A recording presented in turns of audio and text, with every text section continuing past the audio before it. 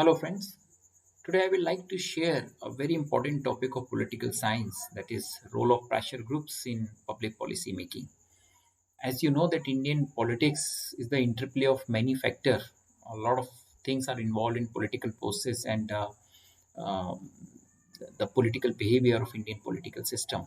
One of the very key aspect of political process in India is the role of pressure groups and how they are influencing the public policy making. Now, before that, let's understand what is pressure group.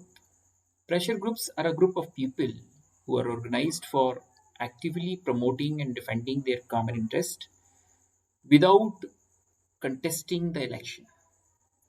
A group which uphold common interest by influencing the formulation and administration of public policies. They are also referred to as social civil society organizations. So some of the commonly used method of the pressure groups are like lobbying, strike, band, demonstration, funding political parties, agitation, etc. So that means pressure group is a formal or informal group of people sharing some common interest, and without contesting the election, they will try to fulfill their objectives, their interest by influencing the legislation or by influencing the authorities, by influencing the public administration. So, in just we can say they try to influence the public policy and what type of policies? Any policy which serve their maximum of interest. So we have seen that every pressure groups have certain objectives and they try to uh, evolve certain strategy and mechanism to apply or to influence the policymaker to so that the policymaker should come out with the policy which will be favorable for them. Now the types in some prominent pressure groups in India. You know, there are certain business groups like FICCI, CII, ASHAM, etc. Then in a trade groups like All India Trade Union Congress, INTUC. Then agrarian groups like All India Kisan Sabha, student organizations like AVPP, NSUI. Then we have caste group like Harijan Sevak Sangh and all. Then ideological based groups like Narmada Bachao Andolan, Chipko movements, India Against Corruption, etc. And there are certain economic groups like Ulfa, Maoist, and Naxalite, and all. So you have seen that there are various categories of pressure groups.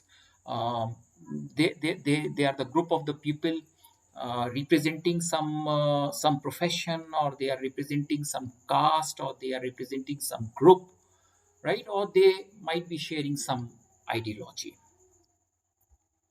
Now, as far as the role of pressure group in Indian political system is concerned, the first important role is interest articulation by bringing demand and needs of the people to the notice of decision makers. Nowadays, you know, the pressure groups are acting as a great source or the agents of collecting the data.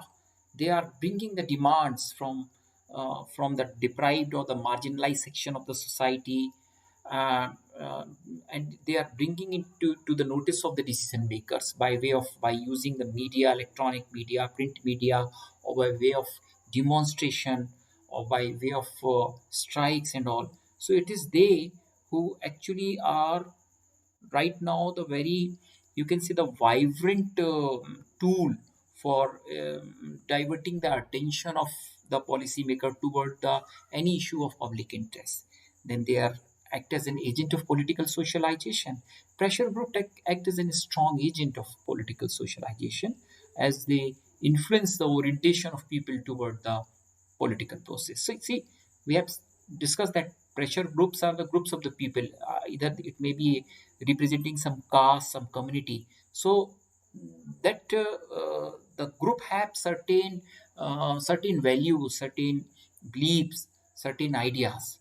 So by being the member of a pressure group, they try to impart a cohesiveness amongst all the member of the group, and they try to promote their values, their ideals, their ideology, and their cause.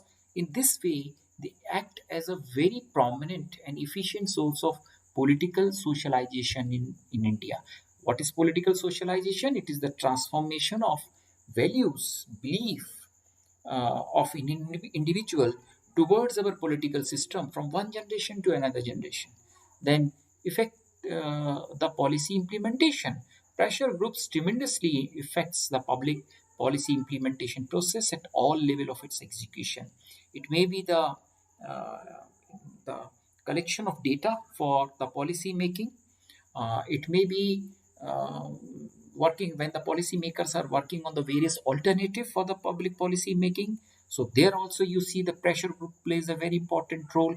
And when the public policy has been formulated, then what should be the modus operandi to implement that process at all level, starting from the central level toward state, regional level, and of course at the local level.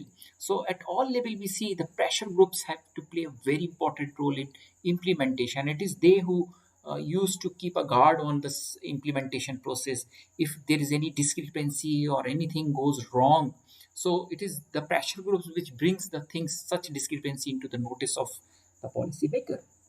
Improving the quality of government. Yes, of course, pressure groups by creating new avenues and platforms of civic engagement. So now pressure groups are emerging as a new forum, new platform where the society has an opportunity to engage itself with the policymaker, with the public administration, with the state, with the government. And mm, it is a most, you can say, most viable, prominent, and efficient source of civic engagement, because it is the society which tells that yes, this is our need, this is our demand, this is the policy which we want. And then taking into consideration the demand, needs, and aspiration of the civil society, policy maker work upon the different sets of policies, right? And it is again when the policy is implemented, then it comes about the feedback. Again, the role of civil engagement becomes very important in reviewing the policies and to finding out where are the areas of improvement and all. Then increase social cohesion and political stability by providing safety valve outlet for individuals and grievance redressal mechanism.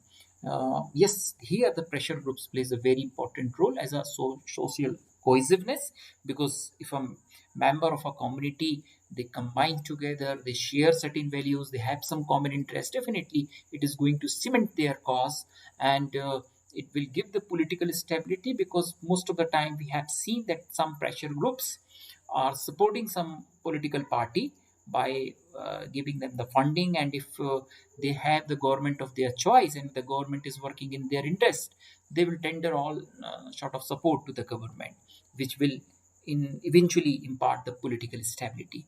So they act as a safety valve also, as you know, wherever there is any problem or any grievance, it is a pressure groups which tries to divert the attention of the policymaker toward that particular weak area or the poor area or the to that particular crisis. So in this way, all the discontentment of the people get dissipated by way of pressure groups.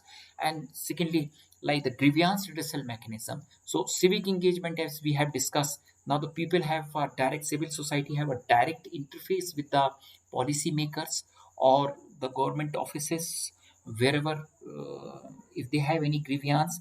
There are a lot of things, like we have seen that every organization has to have one window for the right to information, and citizen charters are mandatory in all the government office and all. So in many of the state we have seen the concept of Jan Sunwai and all. So they, it is the pressure groups which have necessitated to randomize the cause of grievance redressal mechanism in India.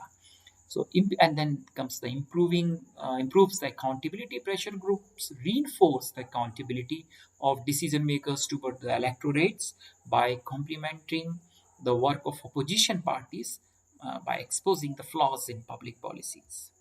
So this is all for uh, the role which the pressure groups are playing in India.